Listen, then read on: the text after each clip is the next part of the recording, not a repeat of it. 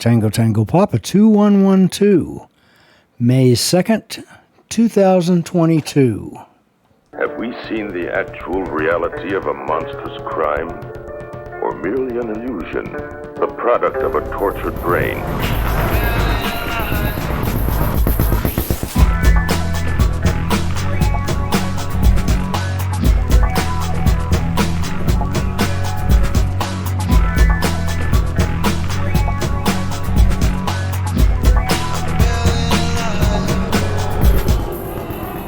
Good morning, good afternoon, good evening. Tom Wiles here with you, coming to you from home. So I've been home a few days. Actually, I go back to work on Wednesday. Today is Monday. So I have one more day at home and then back to the grindstone. So, but, you know, I don't know.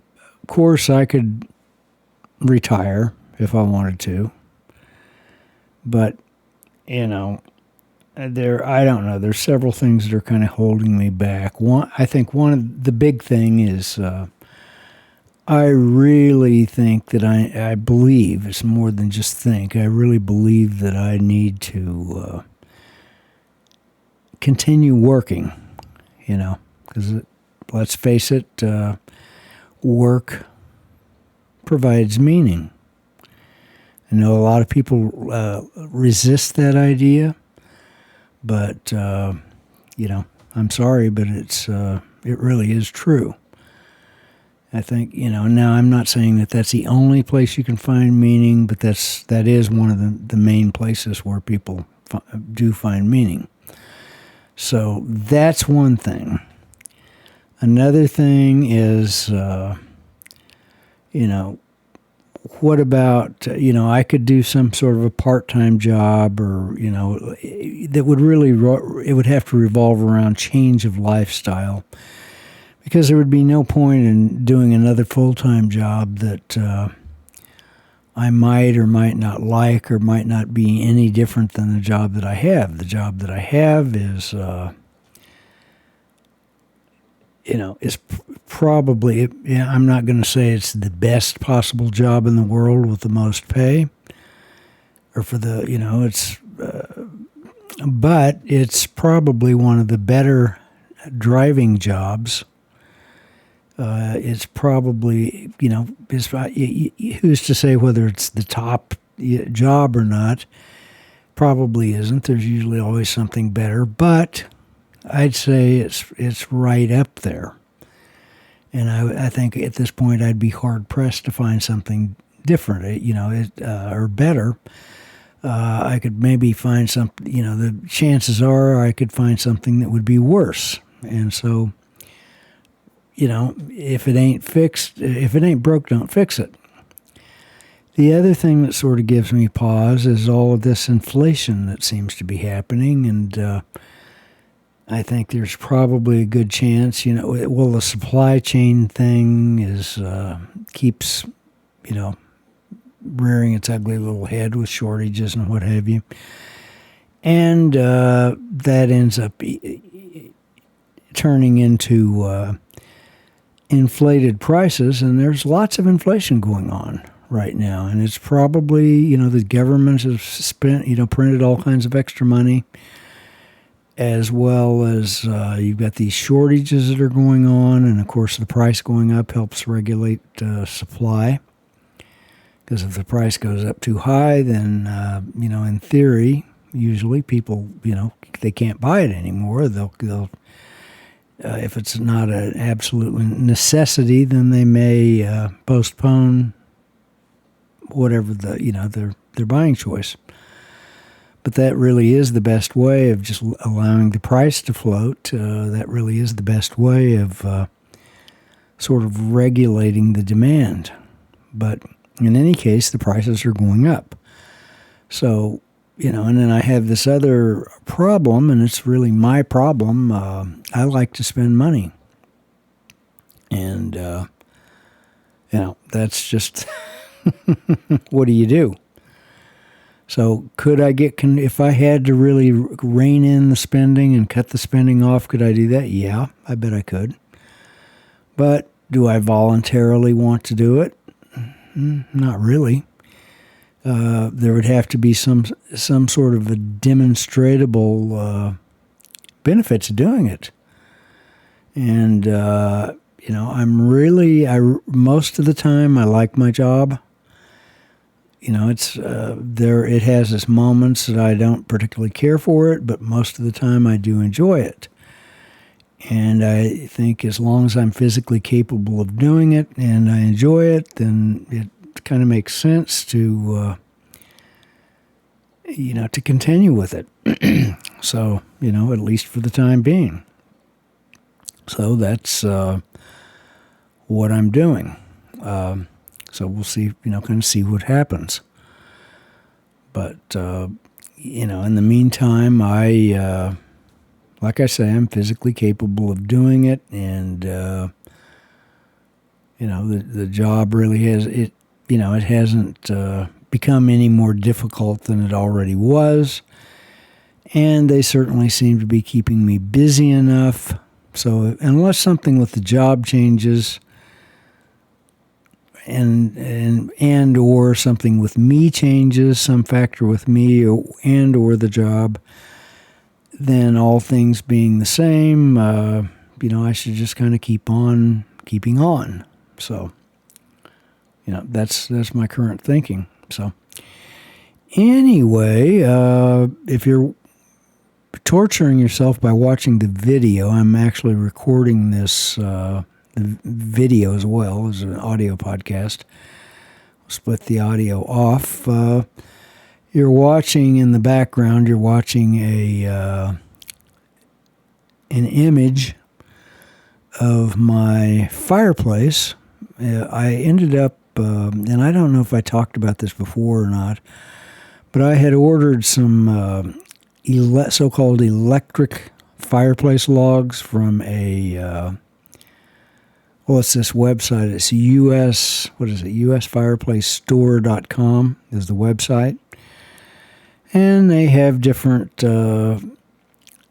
initially I was looking for inserts, like an electric log or electric fireplace type insert that would kind of give you the same effect. But then I discovered they had these so-called electric logs.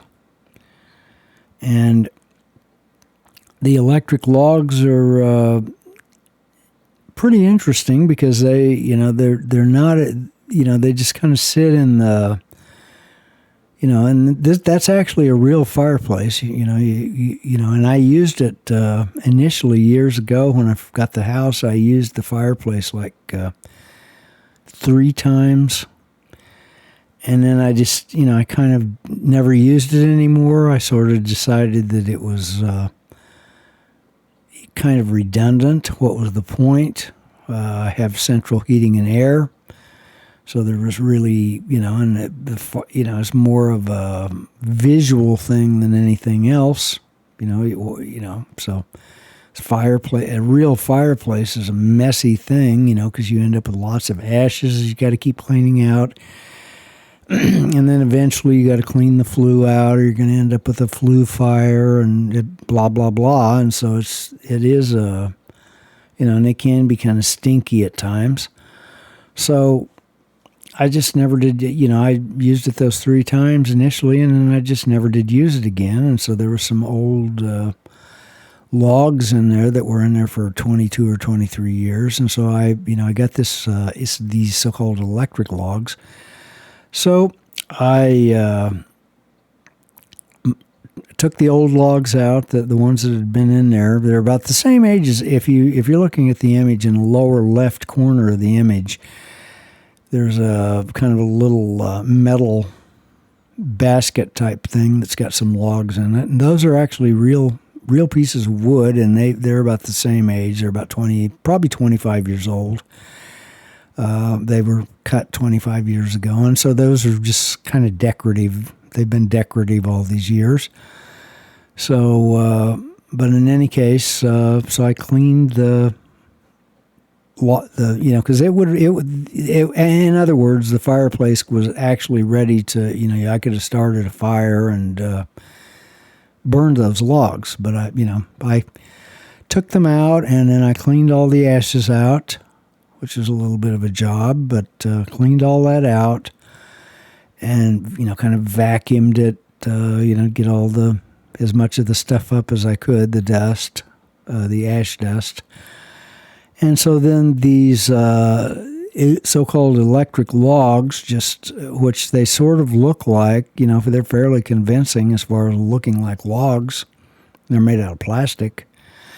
They come with their own grate, and so you just kind of put that thing in there. Of course, there's an electrical cord, and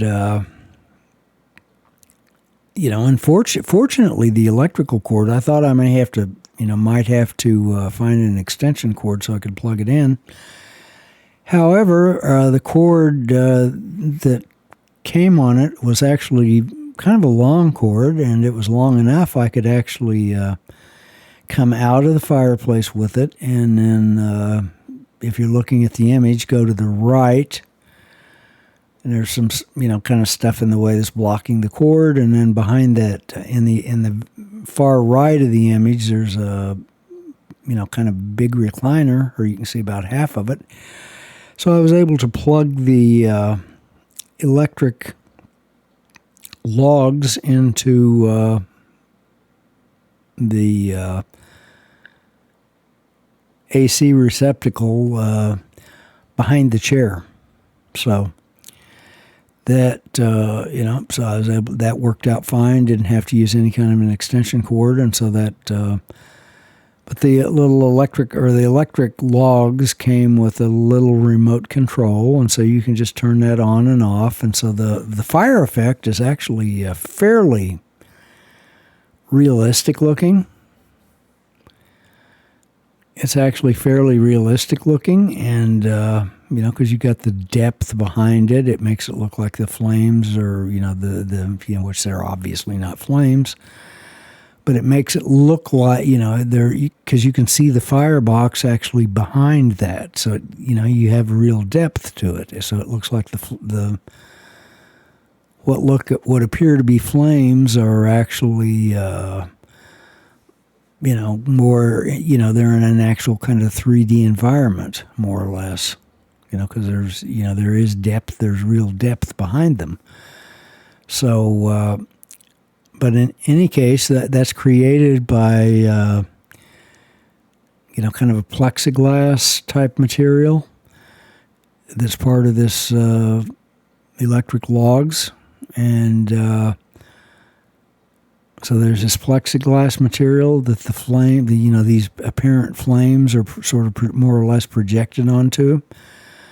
And then what creates the light are obviously LEDs. And so the LEDs are different colors and they rotate. They're on, so they actually spin. So that's what creates the flame effect on the plexiglass. And then also internally, you've got there's some flickering, and of course you can change that if you want it to flicker or not. And the flickering actually kind of lights the whole thing up, and it makes it look more realistic, like it's actually like it's an actual fire. So it's fairly convincing. And of course, there's also an electric heater that you can turn on or off. You can either turn that on or off. Just have the flame display by itself, which is nice because it kind of it's just the LEDs and it's more or less a fireplace is a sort of focal point. Excuse me, and so you end up with it's kind of like it's really eye candy. And then plus, you can turn on some heat if you want to. And it puts out, a certain amount of heat, and it's a 1,500 watt ceramic heater is kind of integrated into this. and it's all kind of controlled, by remote control. And but it is kind of mesmerizing to look at. It is a bit of eye candy, to be and perfectly honest. And so, but I was pretty. I'm pretty happy with that. I should have done that a long time ago, because otherwise that fireplace for more than 20 years, it just sat there with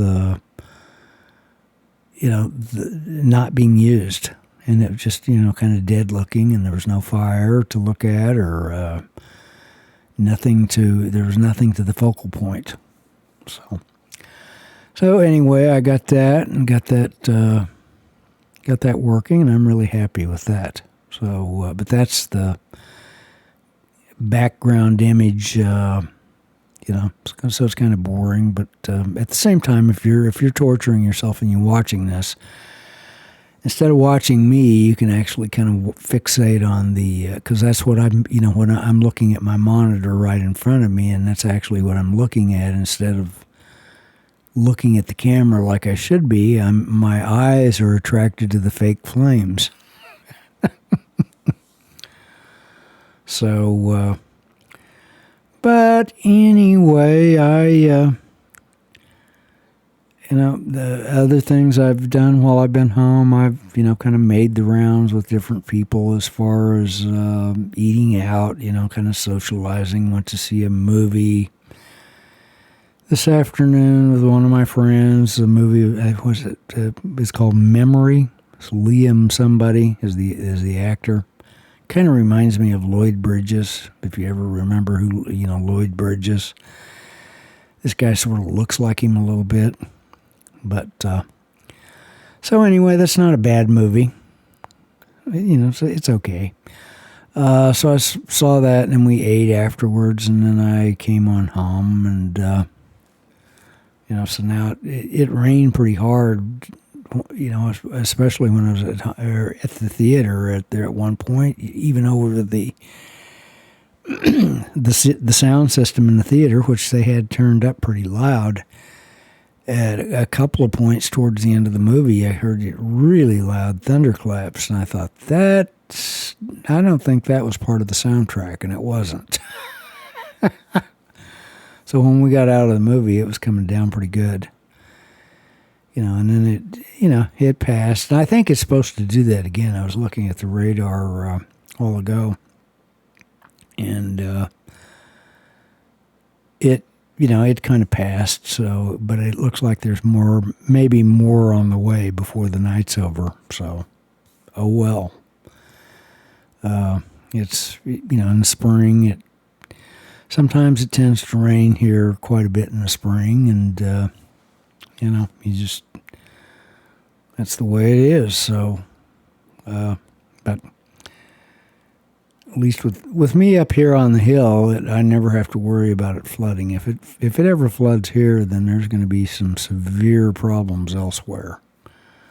Because I'm about it's about 1,820 feet elevation out here at my house, and like down in the town. I think the elevation down in the little town that I'm close to is like 1,200 and something feet. So, that's a lot of feet. If it ever floods here, they're in hundreds of feet of water, which I don't think that'll ever happen. So, anyway, let's see. What was I gonna? I've been going to, thinking about recording a podcast here for, this past number of days, sooner, because it's almost been a month since the last podcast. And I didn't, I don't know, there was a time or two where I could have, but then I didn't, because it was just easier. But most of the time, I did end up staying really busy. So, but as far as, kind of what's been going on, I guess Elon Musk is, as far as I know, is buying Twitter. And of course, that sent a lot of people into a tizzy because, Twitter, they thought that was their stronghold, and I guess it was as far as,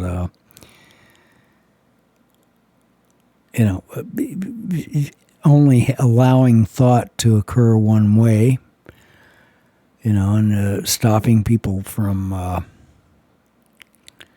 expressing any other sorts of thoughts, especially the more, if effective people, stopping it, kind of nipping it in the bud, and just the mere threat of Elon Musk, and it's more than a threat now, kind of taking the place over. A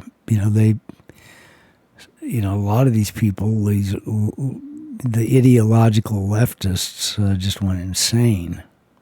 And, so, oh well. Some of them, they've even self-canceled. They've dropped themselves off of the service, and before the sale actually even went through. But that kind of shows the mentality of these people. It's really murder-suicide. They want to destroy people. I mean, that's the purpose of evil. As I've often said, the purpose of evil is to destroy you. And, people do end up acting as channels for something. And you can't deny that there isn't, that evil doesn't exist. And it's not just, you can say, oh, it's just the, human nature or whatever. It does exist. And the other thing is, and I've said this over and over again, our thoughts are not our own. We think we love to think that that we have our own thoughts, but, I'm telling you, we don't. There really is nothing new. There's nothing new under the sun. We do not have original thoughts. Absolutely do not. And it's a really tough thing to try to admit, to oneself that you've acted out of someone else's suggestion. Even, you can have it pointed out to you, and you can even kind of think of it yourself that, well, maybe I was being pressured. Well, why did I act the way I acted? Well, I wanted to. No, you did it because you were being pressured. And I wanted to is just a rationalization. So, but, these people that, they want to take down the society. There's people that, they're the only distraction that seems worthwhile to them is to pull the society down, destroy it, make other people miserable. People, make the people that achieve, tear them down, make them as miserable as you can. But that's basically, kind of like murder-suicide, because these people, so if they can't have their way, then they'll just, I think they'll just end up doing themselves in. So, I don't know. Just the idea is just stick with it. Be the best person you can be. I was thinking about this the other day. Us as individuals, am I was thinking, and we'll use it in the context of me. Am I ideologically possessed? Am I possessed by ideas? And I would say yes. Just out of matter of course, yes. To one degree or another, I am. And a lot of times, these are just popular ideas. These are just ideas that that are popular in society, and I can give you a couple of examples. Whenever the big one is whenever I cut out the carbohydrates.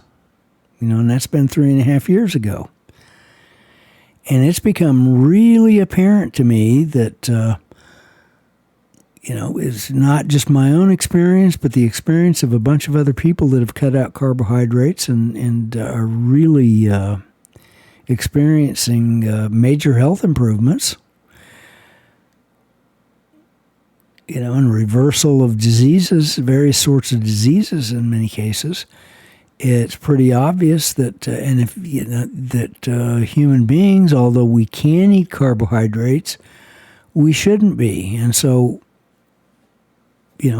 people are killing themselves with all the sweets. We thinking that, I have to have sweet. I have to have this sweet. I have to have the pasta, potatoes, rice, and bread, and all the cakes and cookies and candies and chocolate and God knows whatever else, ice cream. Got to have that stuff. Can't give it up.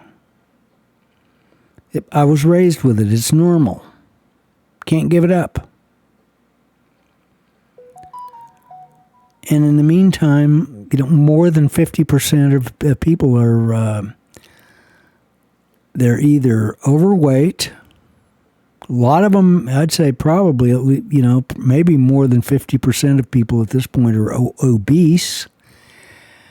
Some of those people there's a fairly substantial number of people that are morbidly obese. Then you have the people that are super morbidly obese that can just maybe barely waddle around. But there's plenty, I'd say, obese and morbidly obese, probably that easily makes up more than 50% of the population. And these people are slowly poisoning themselves. And yet they, you can have very intelligent people otherwise that seem, they think I question things, I question this, question that. Maybe they can think rationally. But when it comes to food, they think, I've heard some of these people say, I'm eating healthy. I'm eating all these fruit and all this stuff. Of course, that's sugar. It's not good. There's nothing healthy about fruit. Just because it's been repeated over and over again that, fruit's healthy. No, it's not. You're poisoning yourself with the sugar. You can get the nutrition, whatever nutrition's in fruit, you can easily get it elsewhere. You're poisoning yourself with all the fructose. It's natural fructose. Well, so's chicken poop. Does that mean you're going to eat it? Chicken poop is 100% organic. Therefore, is a chicken poop healthy? I wouldn't eat it. I wouldn't advise it.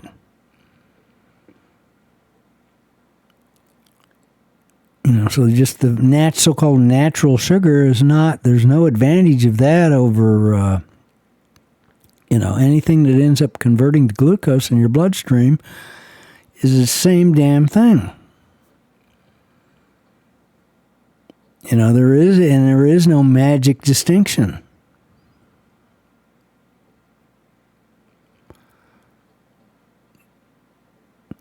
But there are people that, they believe the cholesterol hypothesis. These same people, and you hear them talk and they're just repeating the ideological gibberish that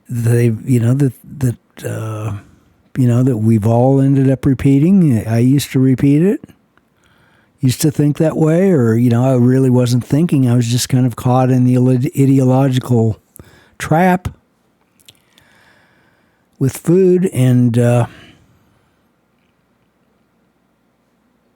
once I got out of it, once I escaped from it, I lost 40 pounds, etc., etc., etc. You've heard me talk about it endlessly. There really is, people really are ideologically possessed when it comes to food.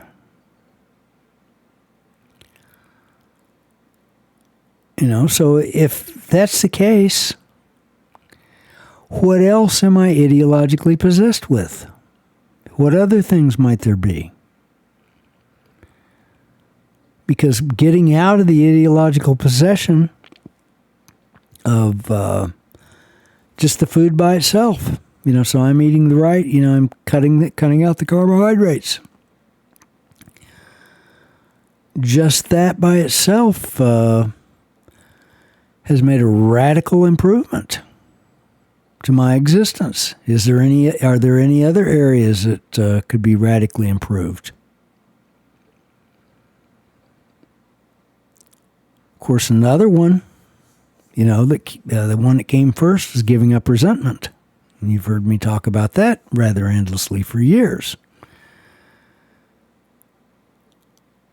And that people will defend the resentment. They think it's normal to resent. Human emotions are normal. You've heard people say that. Oh, it's just normal to be emotional. It's normal to get angry. It's normal to shake your fist at the world or whatever it is. It's stupid. You become what you hate. You resent. You make yourself into a slave. Simple as that. So what other things? I think it's a good idea to sort of be on the lookout for any potential ideological possession that might be, that may still be lurking out there, that may have its hooks in me and I don't even know it. So I'm not discounting the possibility that there are ideological possessions, that I am in some way, or maybe multiple ways, I'm still ideologically possessed. But at least not when it comes to something like resentment and not when it comes to something like food.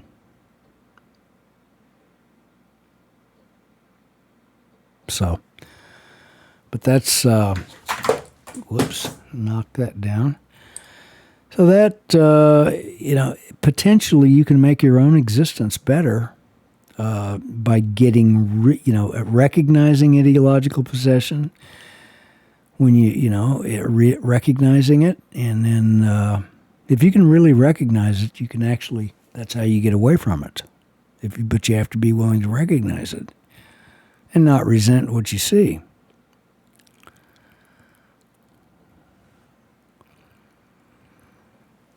Okay, so I'm kind of going through some notes here that I made myself.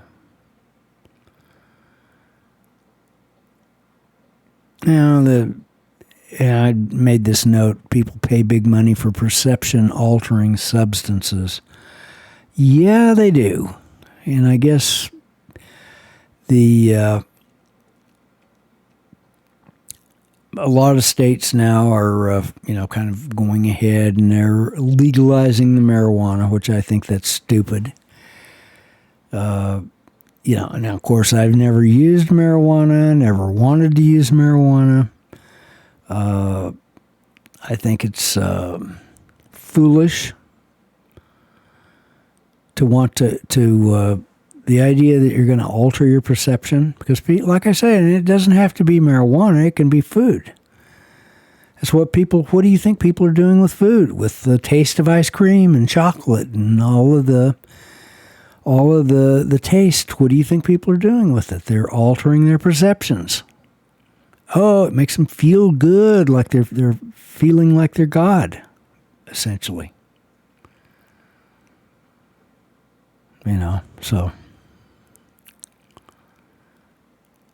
let's see here. Okay, let's keep going. I'm kind of still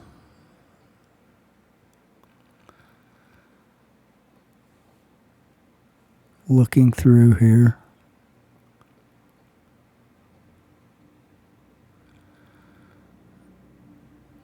This makes it for a really interesting audio, doesn't it? What sort of moral authority does a country have that is trying to mess with gender and sexuality of preschoolers? Ask yourself that question. What kind of moral authority does a country have that is trying to, they're trying to alter, actually, the perceptions of children. Mess with their gender, mess with their sexual, and introduce them to sexuality. Alter their perceptions that's really actually the goal. What kind of country does that? And what kind of parents allow that to happen? If a parent sends their kid to public school, do they really love them? I don't think they do. I think they don't.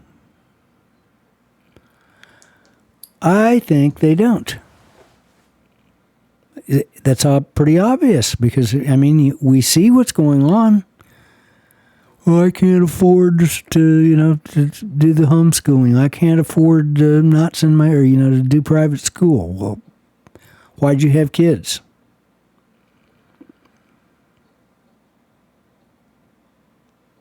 Why did you have kids? Why would you send your children to public school? Well, and then of course another excuse, well, I had to go to public school, so that, they'll have to.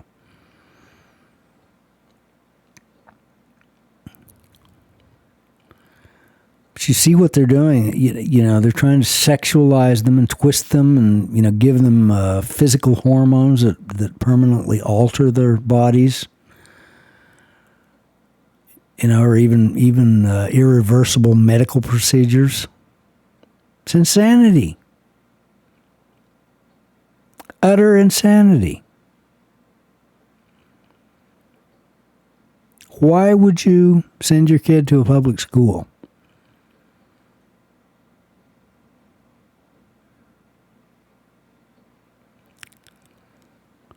That's just utterly insane. What kind of country has any kind of moral authority in the world that does something like that? That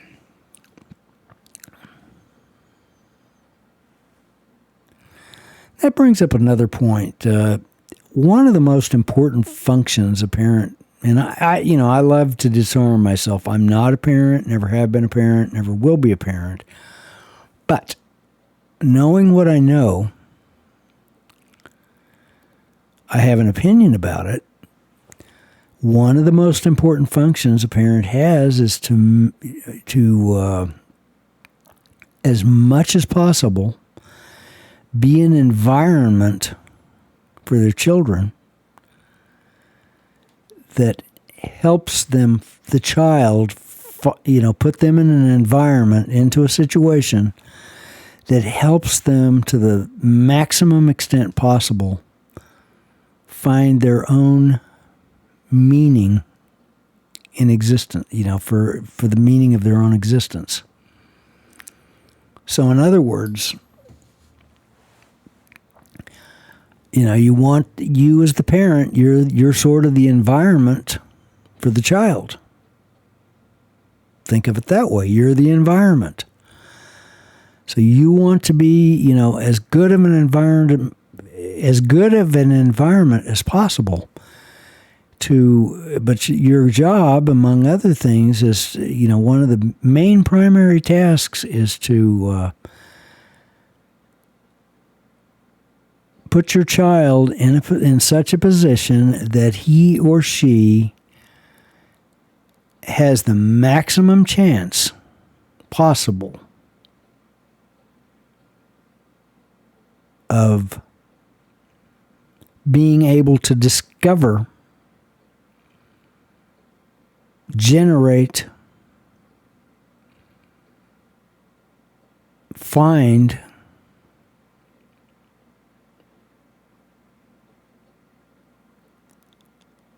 a meaningful existence. their own meaningful existence, not your meaningful existence, not your idea, but their own idea.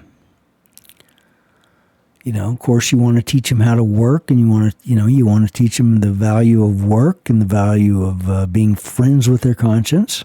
Of course, that's part of that. Being friends with your conscience really is part of being able to find meaning, because you're not going to find any kind of meaning in your existence if you're enemies with your conscience, and the chances of you finding a meaningful existence are pretty much nil.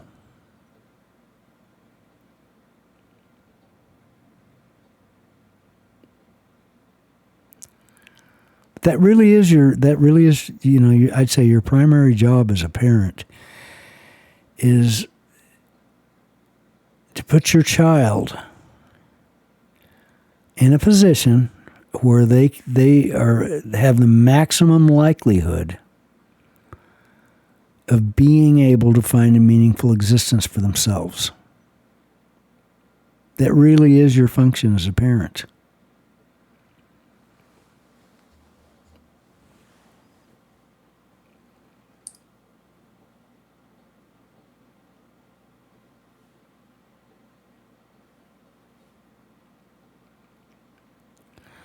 The only other thing that I made a little note about, how do we reverse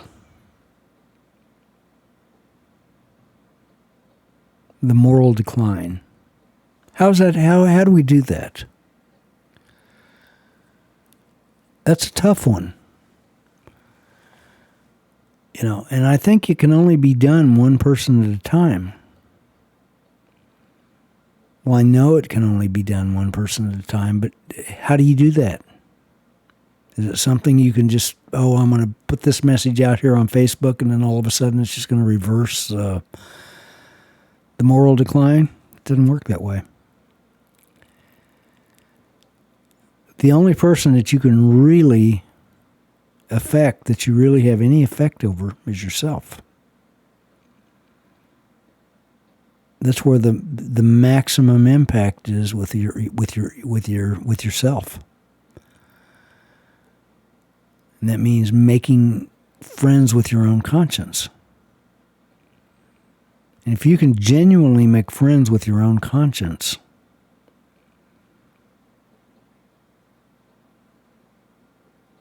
which that also entails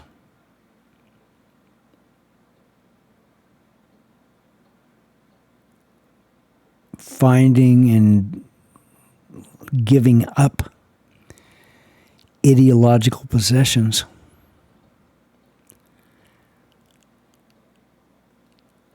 If you can do that, then maybe you stand a chance of positively influencing other people, being a positive influence. But you can't. As long as you're part of the problem, then what effect would you have? You won't have any effect. Or maybe even a negative effect. Because you're simply part of the disease, part of the contagion.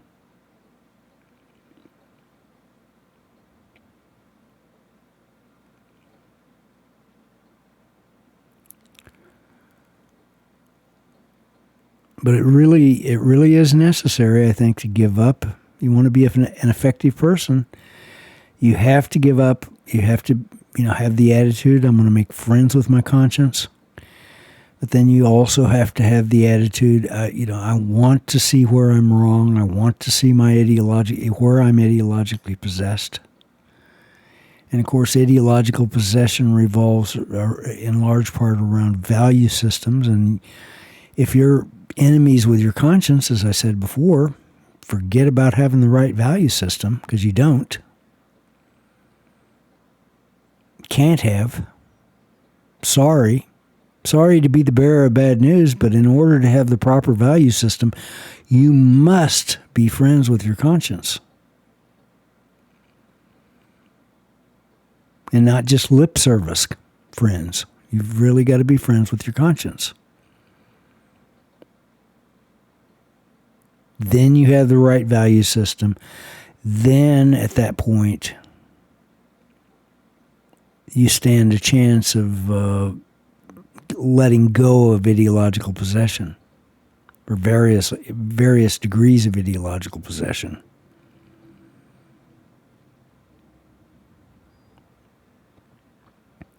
So, anyway, let's see. We've been going about 45 minutes. I think I'm going to bring this to a close. So, yep, like I say, back to work on Wednesday, and then, nose back to the grindstone so I can make some more money so that I can spend some more money. So, and save more money. I'm also saving money as well. And it's, I don't know. This inflation thing is, I'm in obviously a pretty good position, but personally, as I've known something like this could happen for a long time. And, I've seen these problems. If you've listened to me any length of time, I've seen these problems coming from a long way away, long way off. For years, I've seen these problems marching forward, and, they're here, and, now people are seeing them and, kind of getting a rude awakening, and they're beginning to realize that they were living in a dream world, and it's, rude awakenings can be quite painful, I think. So personally, I think I'm in a pretty good position to, I will survive whatever it is, but there's a lot of people that are in a big world of hurt, so I just have to, see how that goes. And they may, see the problem, if you're ideologically possessed, you may think that, you can live in the ideological possession for some period of time, but sooner or later, reality has a way of catching up. It always does. Reality always catches up, and so all of a sudden, then, you can be right, living right in your ideological possession, and then all of a sudden something happens because your ideological possession is not a good representation. It's not an accurate representation of reality, and reality suddenly kind of catches up, and then it's reality has a way sometimes of smacking us upside the head with the 2x4. So, but I think there's a lot of people that, that have been kind of living, like I say, they've sort of been living in some sort of fantasy world, and the fantasy world has kind of come crashing down, and the crashes are still in the process of coming down. So. Anyhow, I think I'm going to cut this off. Hope everyone is having a great week, and I will catch you later. Let's see here. Remember, Trucker Tom is like Visa. He's everywhere you want to be. Product reviews, restaurant reviews, photos, opinions, and more. Visit Trucker Tom's website at www.truckerphoto.com. You've been listening to Trucker Tom's podcast, and we'd love to hear what you have to say. All you have to do is send us an email to tom@truckerphoto.com.